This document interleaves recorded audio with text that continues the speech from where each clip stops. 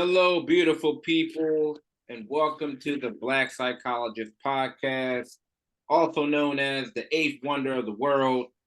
We're back like we never left. Thanks for listening wherever you get your podcasts. Thanks for watching us on YouTube. Rate us, review us, give us 5 stars. Anything less than 5 stars is uncivilized.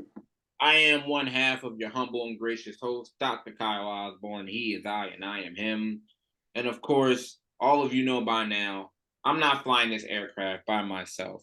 I'm here with the one, the only, the best there is, the best there was, and the best there ever will be. My friend, my brother, my brethren, Dr. Jason Coleman. What is going on, good brother? What's going on? What's going on, bro? How you feeling, man? Happy holidays. I see you looking festive, man. Yes, brother. It's that time of season, and it's right around the corner, man. Right around the corner. And Now so, listen, I'm assuming that everybody, in your household under the sound of your voice is getting what they want because you're putting on that hat, man. You better be spending that bread. yeah, it's you know what that does? It buys me more time, right? It buys me time and weeks of peacefulness. That's what it does. Make sure everybody's taken care of. Everybody got their situation, and then I'm able to have mine. You see what I mean? Everybody's cool. All right, they're off to their own devices. All right, cool. I'm gonna just sit here and watch these bowl games or whatever. You know what? I never looked at it like that. But it always happens for me like that. But I never looked at it like you take care of everybody in December. You at least buys you a peaceful January through the Super Bowl. Something, right? It's buying You you time. know, All if you this. take care of business in Christmas, it should buy you at least peace in the household until the Super Bowl. A little bit. After that, all hell could break loose all over again. But you know Then how it after that, it's wash, rinse, repeat, bro. That's what goes. it is. Absolutely.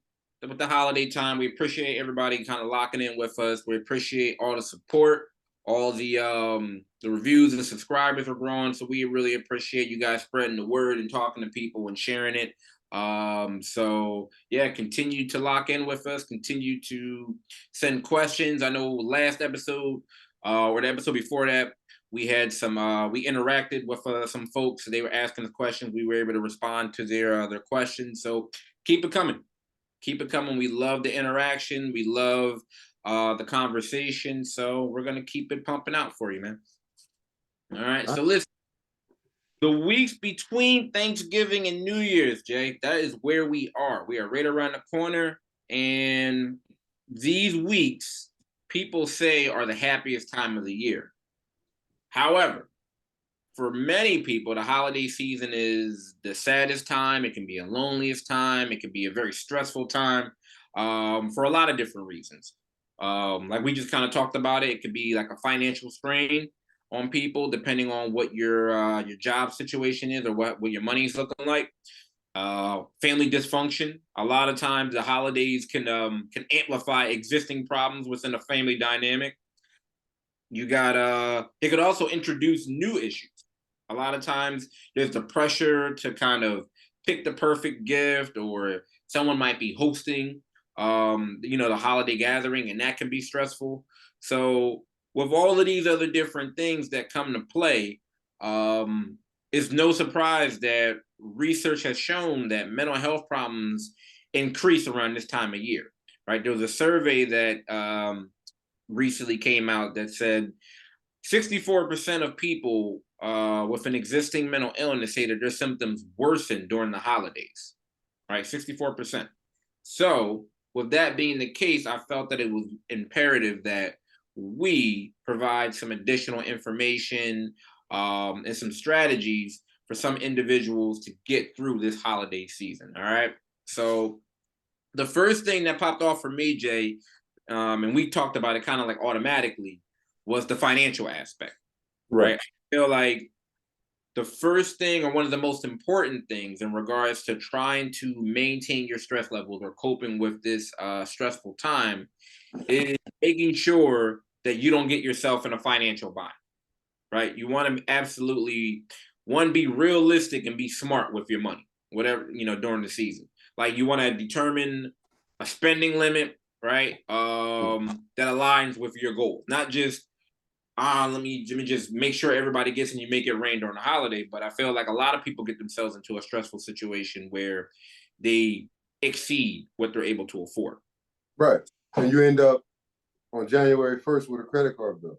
Exactly. And even that, you ain't take care of your utility bills. You ain't take care of your rent. You ain't take care of your car note and all different things, but you focused on getting the elaborate gift for, for your partner or for your kids or whatever the case may be. But I think it's important to set appropriate boundaries and have a plan, right? So part of it is personal responsibility. So when I mean have a plan, I mean, if possible, you want to start putting away a little bit of money in September, right? In anticipation, because it is the same time every year. But two, you want to set appropriate boundaries with yourself first. Like, what can I afford? Mm-hmm. Meaning, like, sister and your paramour and mama, they may all want jewelry, right? But if your focus is on becoming financially secure and buying a home or saving money, you may only be able to afford a certain amount of money. So you got to set your boundary. And then once you set your boundary and you're comfortable with it, then you could prepare other people for that, right? And then the holiday won't be as stressful, right? Because the expectation has already been set. Listen, we have a $10 limit for each other. We're going to spend time with each other this year with the $10 gift limit, $15, $50, whatever you can afford. But it's one way to get rid of some of that stress. I like what you said, as far as, like you said, people comparing each other. Because I think that's an issue that comes up that people fall prey to, in that don't compare yourself to what other people are getting, right? Like, right. If you know what your brother is getting your mom, or you know what your sister's getting your mom, don't try to outdo them, right? Or even if, like, your kids, right? If it's a situation where you and your partner are not together, and like your partner is getting whatever kid, he's getting them the PlayStation. That doesn't mean you gotta supersede that or try to outdo your partner or whoever and get your kid something, a MacBook or something. That's another reason or another issue that pops up, because you're trying to keep up with the Joneses and you end up exceeding your budget, like you said, the boundaries aspect. So I would absolutely recommend people avoid comparing what you're getting for someone with what another family member or another friend is getting, because that's a recipe for disaster. I mean, bro, because we could talk about mental health and all of that, but I can only talk about personal experience, and I'm gonna be, well, I know that the best, and I can be honest. Like, it was years that I like hated the holidays for that exact reason. I like the meals, I like this, but I'm like, yo, why is it I love Thanksgiving and I hate Christmas time, right? And I'm like, because at the time you're not earning as much, right? And no other time of the year, out of nowhere, you got to come up with $500, $600, whatever it is, right? $700, and you leave and you have a credit card bill after. Like, listen, it was times, especially when I was younger, I would literally be putting out money for gifts and then be hoping that certain people I would get it back. You know what I'm saying? Like, but again, and I hope that I can break that tradition in my family in terms of, I would want younger people to not have that pressure, right? I would put a limit, like, yo, don't give me nothing more than $25 a home, right? Especially if I'm in a position where it's like most people, if they provide for themselves, they work, they have a little bit of excess. Every day is Christmas. If we're being honest, I'm not saying that you buy things excessively every day, but for most grown people, you're not waiting until Christmas to buy the sneakers that you want. Right. You budget and then you buy it. You know what I'm saying? So why would you put another person, be your paramour, your son, your daughter, especially if they're not in as good of a financial situation as you, to go dig into their savings to buy you something that you understand? So again, I just think setting those boundaries and having those conversations, because people aren't looking at, like, it could be fun. Like, you set a $5 limit on your gift, right, with your family members, and see what you come up with. You know what I mean? Like, it could end up being a good time, right? Rather than, $50, $100, and then people don't come, right? Because I don't have nothing to give people. People are resentful. People are broke after. Like, well, who wants to do that? You take the joy out of the holiday, you know?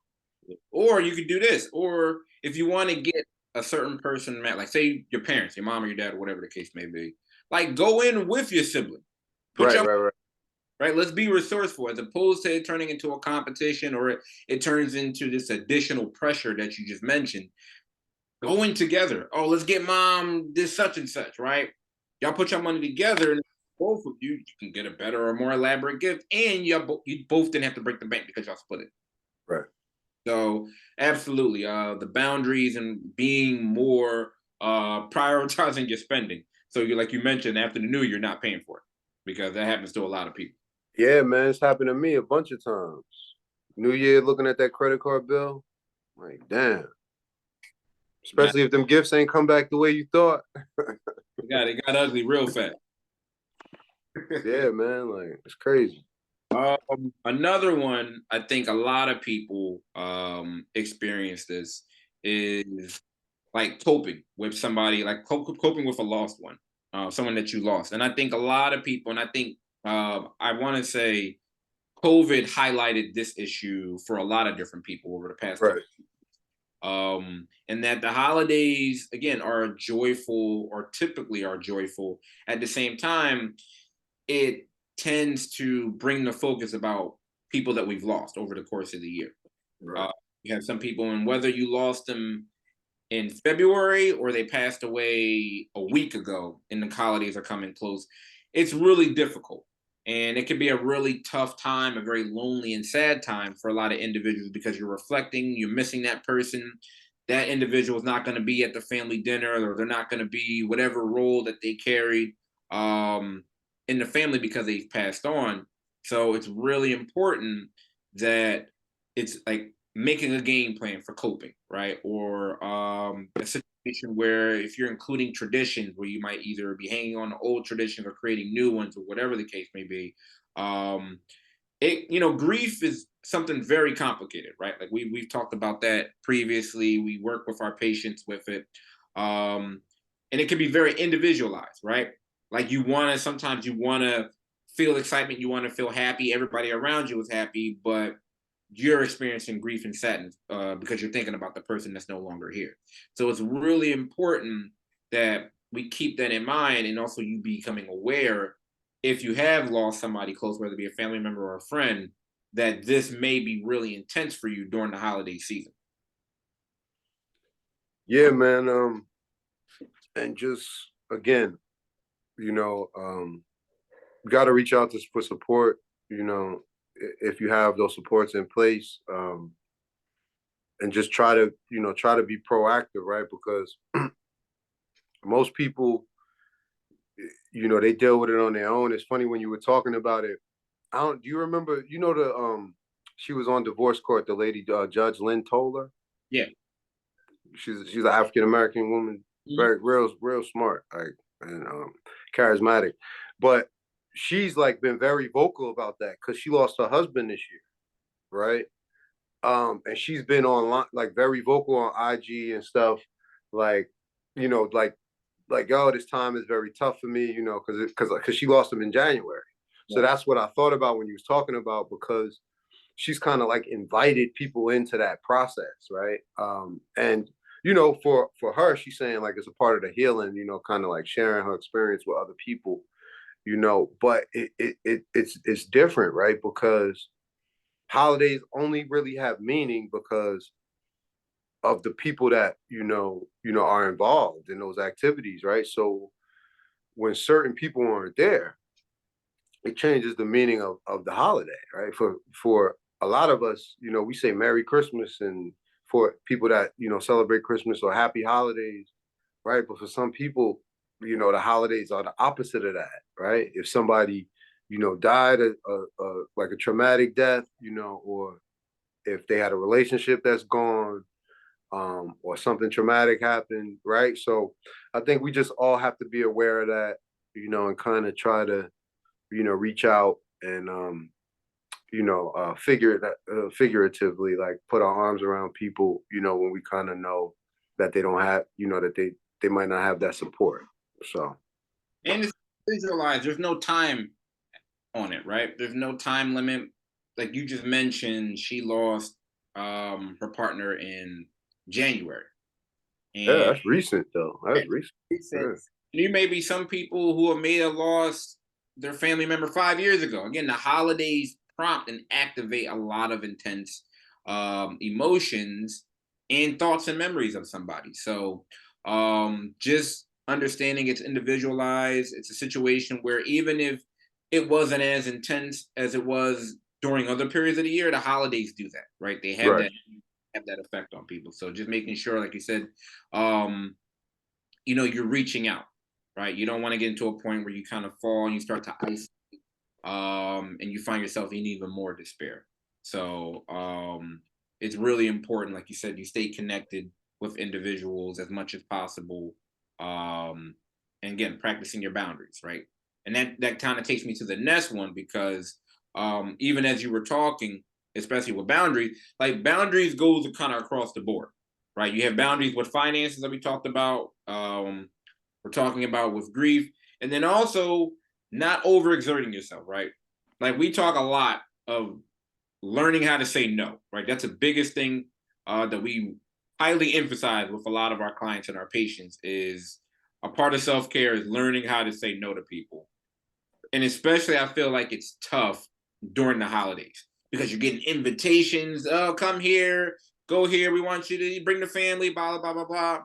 And you know what? Like, only say yes to the places that you really want to go to, right? Because you overexert yourself trying to make it to so and so's house over here and that's on the city, and other places across the bridge, and the other places over here, and you're trying to go all these different places, and you're overexerting yourself.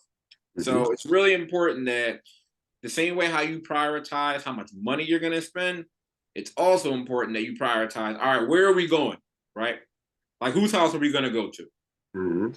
Because you try to outdo it. Also, that goes into your finances. Like it's not cheap to get around. Gas is expensive. Taking the train is My expensive. limit is two, bro. Those of us who come from, blended families and all that, yo, my limit is two. And I get it. Everybody's not happy all the time, but listen, it gets to a point where it's not even fun no more, right? You're just driving around. Yeah, yeah. So, It's sometimes you're gonna have to borrow a tradition from another culture and start celebrating Christmas Eve if that's your thing, or on another day, right? Day before, day after. yeah. Don't feel obligated to travel. I feel like if you don't have to, think about where's the place you want to be, who are the people you want to be around, and sometimes it's like, hey, if you're going with your partner to see her family or his or her family, and you're not going to see yours, that's cool. Next year, either y'all switch it up for Thanksgiving or Christmas or whatever the case may be, but trying to do both and feeling obligated. Well, I need to go because so and so's gonna feel a certain type of way if I'm not there. You know what? Hey, you got to think about yourself, right? They will get over it. And also, here's a situation where we got phones. We can FaceTime people. Right. You see what I mean? You can check in with folks and be like, hey, show me off to everybody, whatever the case is. You don't have to physically be there. Oh, we got to swing past there for about 10, 15 minutes just so I can talk to you know what I mean, Aunt Patty real quick because she's going to get up. It's like, On Patty. yeah, it's just those boundaries. And then also, when you go to a place, like only talk to the people that you really want to have a conversation with. How many times have we been in situations where there are people like, yo, I really don't like this person or I don't really bangs with them or whatever, but you feel obligated? Don't do it. You don't have to. You can be respectful, but you ain't got to interact with them. Exactly. You know? Exactly. So I like the aspect of the boundaries we're talking about with finances, absolutely making sure that you don't feel obligated. You're saying no to things that you don't really need to do, especially and then coping with grief and just taking care of yourself. I'm gonna say also. I'm gonna say taking care of yourself. A lot of times we want ourselves ragged, man. Whether it's trying to balance things out, whether if somebody is hosting the holidays or trying to balance things out with work. We talked about that before we came on, as far as like different things that we got to do and wrap before we travel. We got to do it or whatever time we're gonna be taking off, and you stress yourself out. It's additional pressure. It's additional heartache. So I think making sure that you're taking care of yourself as much as possible through the holidays, and whether that's exercise, whether that's making sure you're eating right. Because I don't know about you, Jay, but for me, I remember a lot of times where I'm like running on fumes. Like I'm trying to make it to the mall. This is like before, of course, like online really became popular like that. So I'm showing my age. But it's just like you're running from place to place to place, running all these other different errands, trying to get things done, and you're not really eating, right? Like you're surviving off of like energy drinks and coffee or tea, Right. right? Snacks here and there. You're eating while you're in the car. It's a lot of different things that I think a lot of us don't do intentionally, but it starts to take place and starts to build up in its totality. So I absolutely want to encourage people to make sure that you are taking care of yourself as far as like your sleep, your exercise, your nutrition, because it can get away from you as like, especially during the season. Yeah, of course. I mean, that's something that we always need to emphasize, right? Prioritize mental health all the time, right? Yeah. So, any other things that you would point out, Jay, in regards to taking care of yourself during the holiday? No, I think the one thing I would just say also is, do what you enjoy, right? And I mean, it may seem like a simple thing, but you know, I like watching football on Thanksgiving and Christmas, right? So whatever I'm doing, it has to be structured around me at least doing that activity at one point during that day. I got to schedule that. So I may be going to a bunch of people's houses, but I'm setting a boundary. I'm gonna say, yo, I'm gonna be here from 10 to 1, be there from 1 to 4, and I'm gonna be back at my house by 5:30, right? Because again, you can't stretch yourself thin. And personally, I think along that line, like Friendsgiving is one of the best inventions ever, right? Getting together with people that you want to get together with, right? On Christmas Eve, on if that's what you celebrate, on Thanksgiving Eve or the week before Thanksgiving, and celebrating the holiday in another way, right? Reinventing it, right? So that because with that comes along with new meaning and memory to it, right? So if the holiday looks different, then it might be easier for it might be easier for everybody to kind of enjoy in that sense, yeah. And it's a new experience. So I know a lot of people that they won't go to like family events or they don't really do traditional Christmas, Thanksgiving, but they'll come to a Friendsgiving because it's just like a party to them, you know. So it's just another way to enjoy the holiday. So that would Now, be my suggestion. aspect of like kind of like creating a new tradition in the sense Right. of That's what I'm trying to say. you're it's inclusive because it allows you and whoever else you're creating a new tradition with, you guys are coming up with your own thing and everybody's involved. Everybody kind of has their own input. They're kind of remixing maybe something that was already done in the past, or you might be doing something completely new. Um, so you're creating your own form, right? Your own kind Yeah. of. So I like that. I like that. And them basketball games be coming on Christmas Day. Don't bother me. Oh yeah, we got about five of them on. Five of them, brother, all throughout the afternoon and evening. So moving on to New Year's, right? So when the clock strikes midnight, so that starts the new year. And what's the one thing that comes along with New Year, right? Resolutions. Resolutions. That's right. Everybody's gonna get fit, right? And Right. put down them. They're gonna all put down them cigarettes too, right? At the hospital. That's it. Listen, man, it's either they've committed themselves to a New Year's resolution, and whether, like you said, is losing weight, or is to get out of debt, or is to do pursue a hobby, or Mhm. socialize more, or whatever the case may be. All types of resolutions are going to be made. I'm going Right. to next year. I'm going to do such and such this next year. Blah blah blah blah. However, the reality is that studies have shown that over 90% of New Year's resolutions will be abandoned within just a few months. Yep. Just kind of way it is. So let me ask you, why aren't people more successful at keeping New Year's resolutions? What do you think? What do you attribute to like the I failures? would say two things, and it's not even all that scientific. Number one, I think they set their goals too high initially. Mhm. Um, and two, I don't think they have reasonable expectations. Mm-hmm. So Yeah. there's a lot that goes into it. It's like, if you like say you set a goal for saving money or losing weight, or you should set small manageable goals, right? So everybody wants to lose weight. Yes, you have an ideal amount of weight you want to lose, figure, but you need to set a reasonable goal, right? Most people are going to not be working out the next week, right? So your goal should be to get to the gym for 14 days, right? It shouldn't have anything to do with losing weight. It should have to do with the habit, putting a good habit into place, right? But that's a small, manageable goal, and you should have rewards. So if I go to the gym this week, I'm gonna treat myself to this massage, to this or that, and that way you can reinforce the behavior. But I think most people look from January, they look at themselves in Jamaica already. I'm gonna be in Jamaica with a 6-pack, and you know what I mean. And right now, you got a 6-pack, you know what I mean, of drumsticks from KFC, right? So, so the problem is, you know what I mean. And then after you hit the gym that day, and when you wake up and you sore the next day, the New Year's resolution goes out the window, right?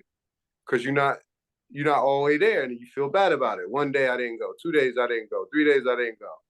So, small manageable goals with rewards. The thinking and the goals are way, way too big, right? Like there's this idea that when you do a resolution that they have to be like this huge, overwhelming change. That's so sexy, right? I'm gonna drop 40 pounds. I'm gonna like you don't need that, right? You don't need to make this overwhelming change as a resolution. Absolutely, I agree with you. It needs to be one. They need to be realistic. There's no reason. You want to lose weight? Okay, cool. All right, you can lose weight, but why are you setting this possibly unattainable goal of I need to drop 40 pounds by the end of February? No, right? Now that's not the way it works. Like give yourself again modifying goals, and also ask yourself why are you making these goals, right? Like what is your reason for it? Because I think that's also lost upon like when people create like these large scale goals or resolutions. Like, why are you doing it? Right. What's the purpose? Are you doing it just because it's the hot thing? Because again, you know how much gyms make at the top of the year. Oh, that's the most. Membership, Listen, like yeah, it's the most annoying part of my year because you come back on between January 9th and January 30th. You can't get a machine.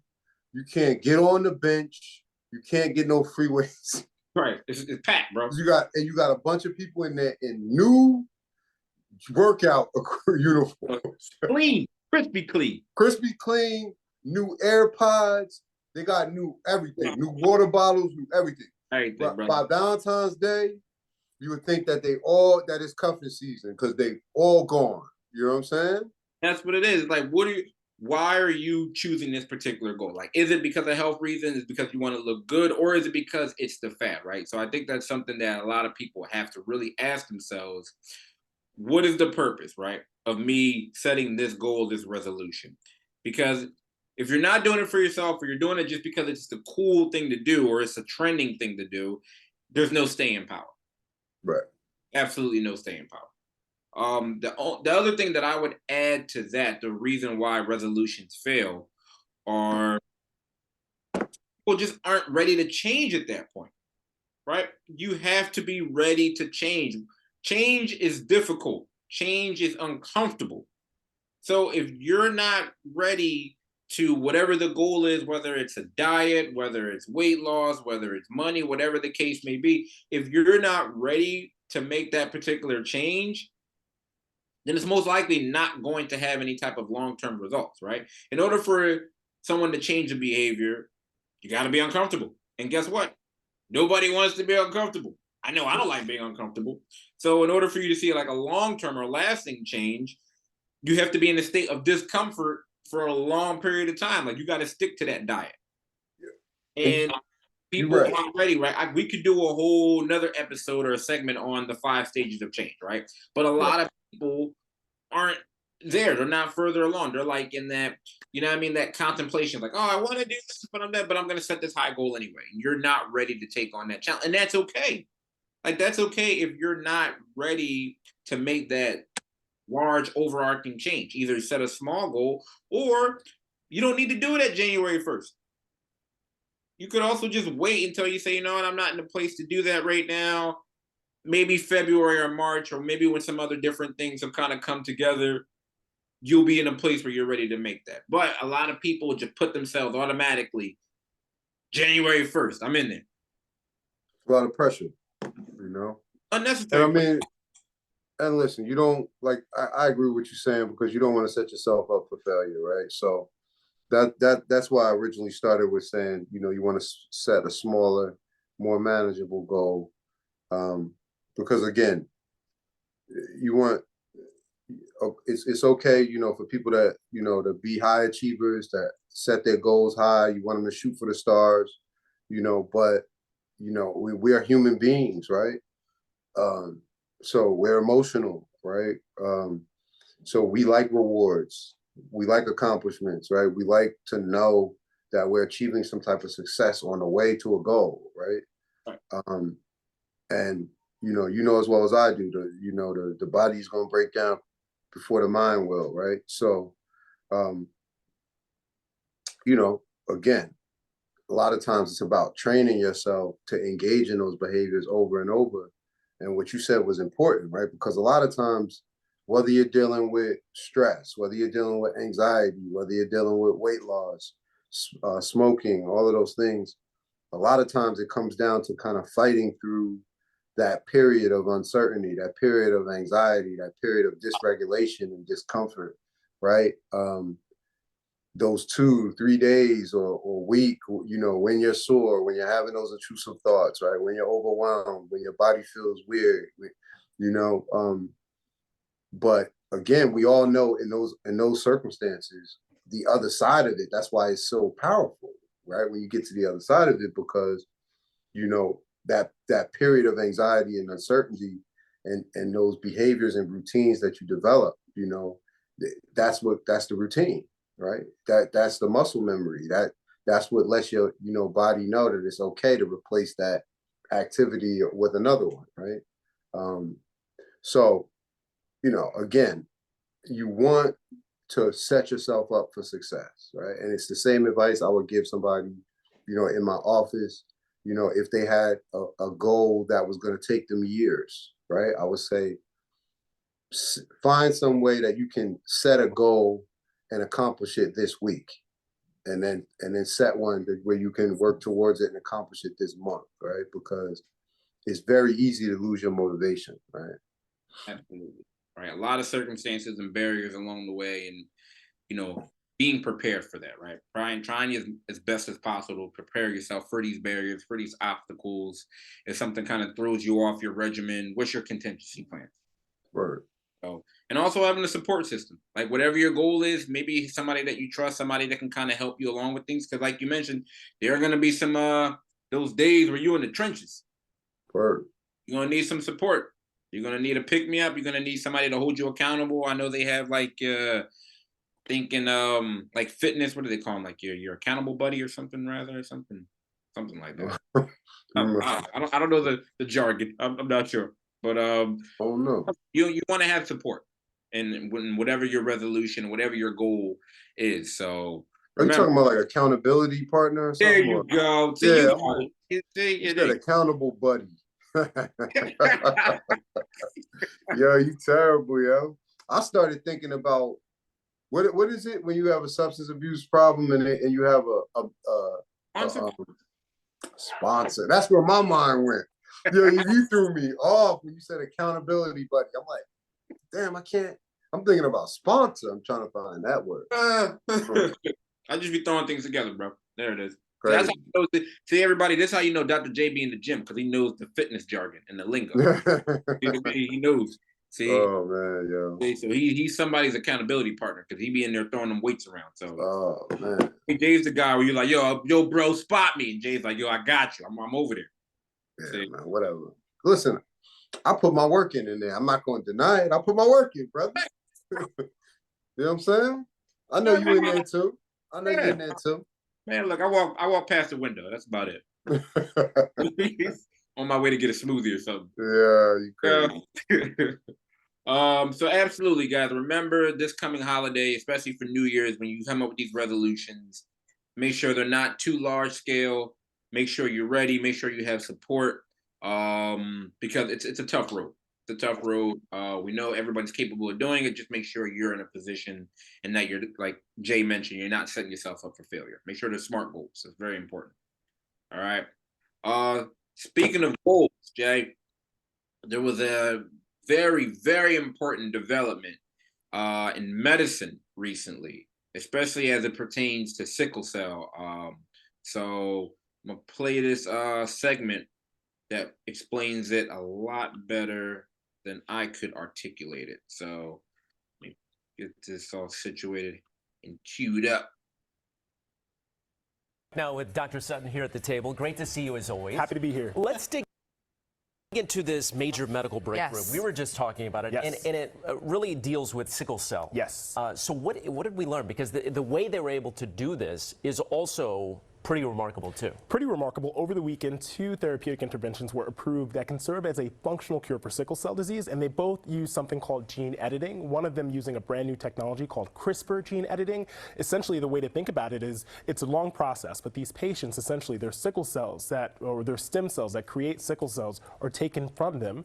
They are then given a round of chemotherapy. Those cells that create sickle cells are edited to create non-sickled cells, then are given back to the patient, which then hopefully produce normal or non-sickled cells that can serve as a functional cure, eliminating the complications. Wow, I know you had a question about it. So Yes. this is such a major breakthrough, but I think in order for us to understand the importance of it, we need to really understand why sickle cell is such an impactful thing for people to have, and Absolutely. for people that aren't Important. so familiar with it. Can you explain the It symptoms? is, absolutely, it is the most commonly inherited blood disorder. It affects more than 20 million people worldwide, more than 100,000 Americans within the United States, predominantly whom are Black or have African ancestry. And many people think about sickle cell as the association to a pain crisis, which, yes, as an ER doctor, that's probably the most likely form that I see. But the other complications, as we were discussing, include infection, stroke, heart attack, and the average lifespan of someone living with sickle cell disease in this country is around 52 years old That's it. because of those complications. Yeah. And so this therapeutic intervention has an opportunity not just to improve quality of life, but extend life. Could Save be life. a game changer. So my cousin, Wow. she grew up with sickle cell. She's 44 years old. She's had strokes, Yeah. plural. She's been through quite the journey. So when I saw this breakthrough, I was like, great, this could be a home run for her and could be a game changer for her life and quality of life. But when I saw the price tag, can you talk about that? Incredibly expensive. That's one of the difficult parts. So whenever we have a new pharmaceutical or a new therapeutic intervention, the first question we're asking is this attainable?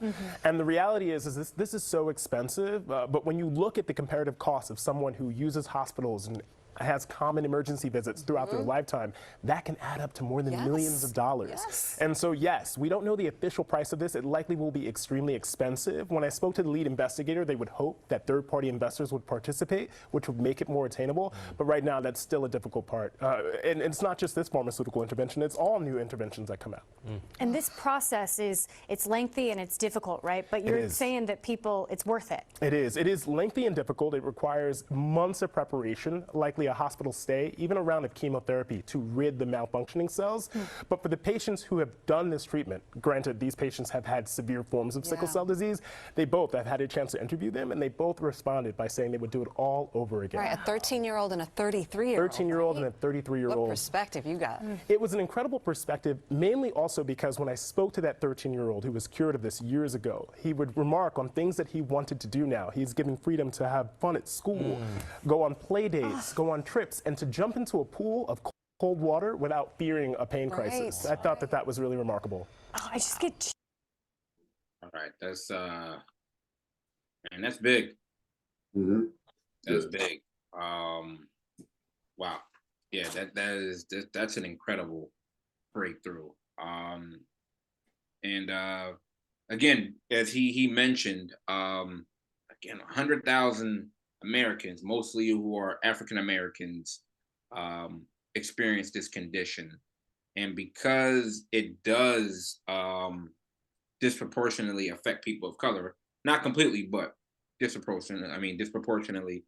It also has an impact, like he was saying, he mentioned, on that quality of life and productivity, which tends to contribute to people that fall into that lower SES.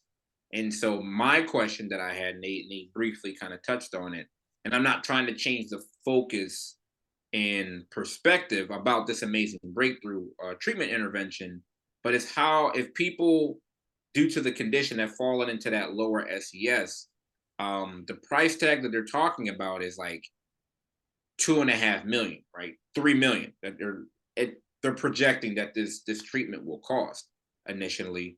It's like, how can people afford or pay for this treatment? Because that's the main question. Like, I'm very happy that this is taking place, and it's gonna save a lot of lives.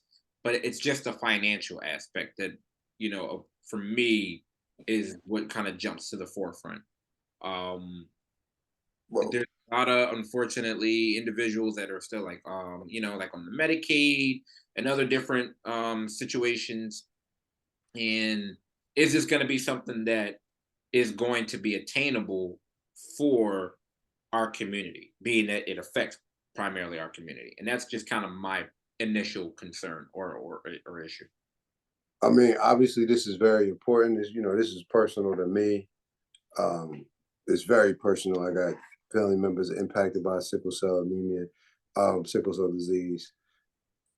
1 in 365 Black people, African American, impacted. 1 in 13 babies born with sickle cell trait.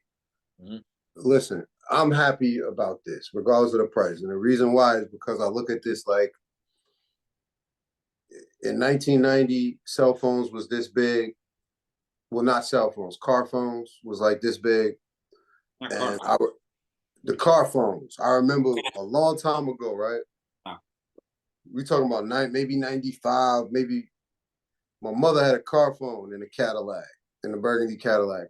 And yo, she would call me, and she would be like, yo, Jason, it's $1 a minute, right? My point is, yeah. fast forward 30 years, the phones are smaller and we got unlimited minutes, right?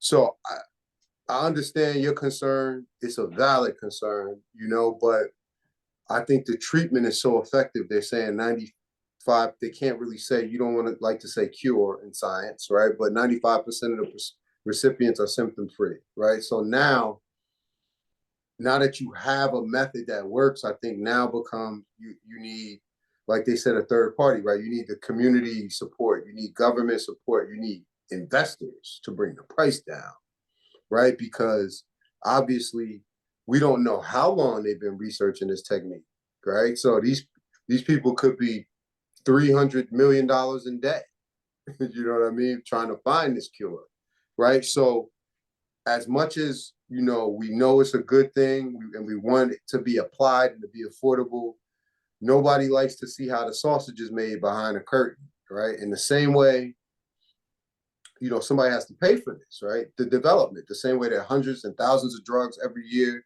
that people put millions and billions of dollars in that never pass clinical trials, right? So again, right?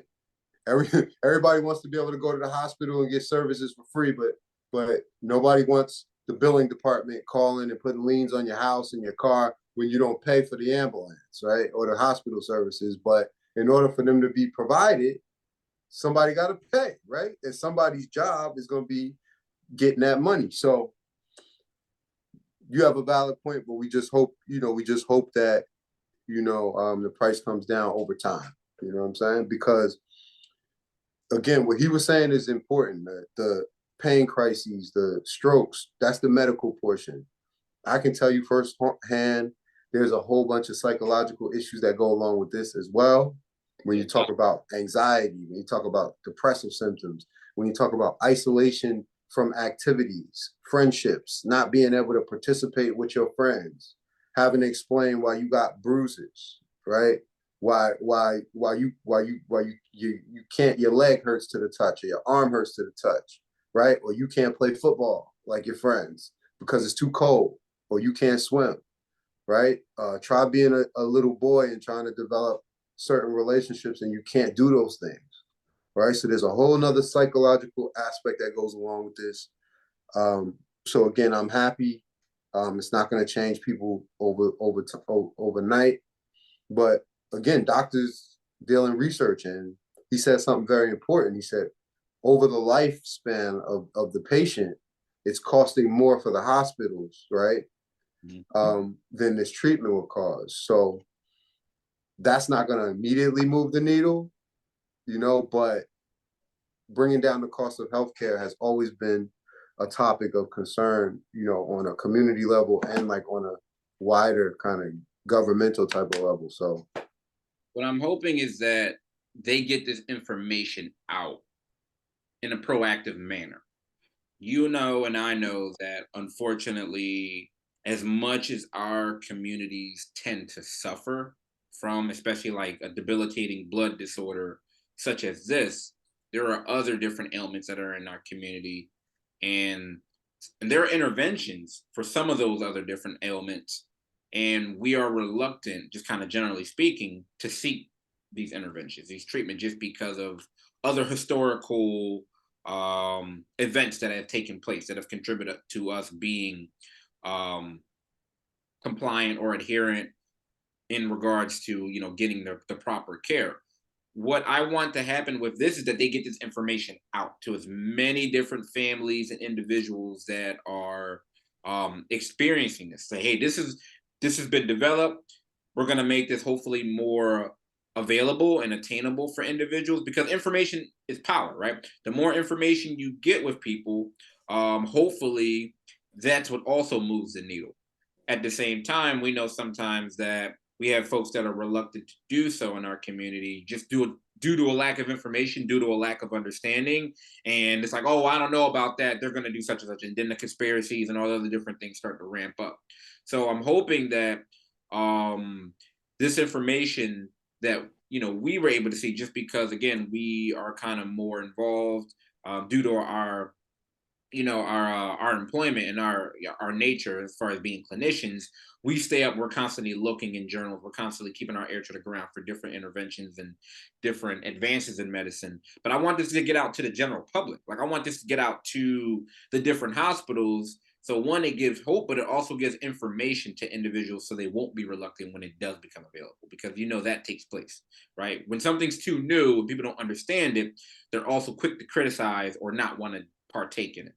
So I'm hoping that this information becomes more widespread, so individuals, when it does become attainable, will be more likely to participate in this invention, because this is big, man. This is so beautiful, and it that we has, see it in our generation, right? Like this sickle cell was something that I mean, I can't speak for you, but just the more and more I learned about it, like in school and through our coursework and things, it was something like, man, like, when are we going to see advances in these type of conditions, right? And this is it.